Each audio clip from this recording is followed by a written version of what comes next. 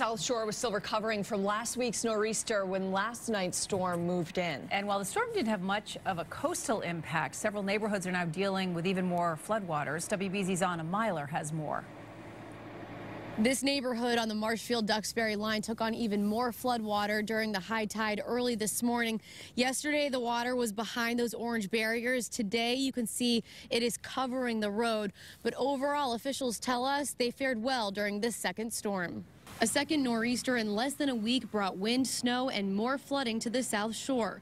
The relentless bad weather really starting to take a toll on residents. People are nervous. I think they're worried. They're scared. It's frightening to be here. The high tide around 3 a.m. delivered a fresh batch of flooding to this neighborhood by Bay Street and to the Brant Rock area of Marshfield. Surf splashed over the seawall and flowed down streets. But the town administrator says overall the seawall withstood the storm. Last night they added about 500 tons of boulders on the side of the Brant Rock wall, and appears that all the seawalls held. All of that work paid off.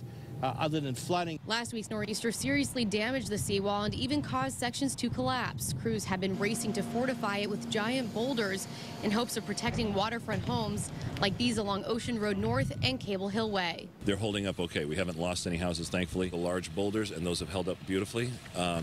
The wall itself is holding for the moment, and we've done the backfilling, so it all seems to be working pretty well. Even though the storm has passed, the hard work on stabilizing the seawall will continue, while officials try to secure funds to replace it.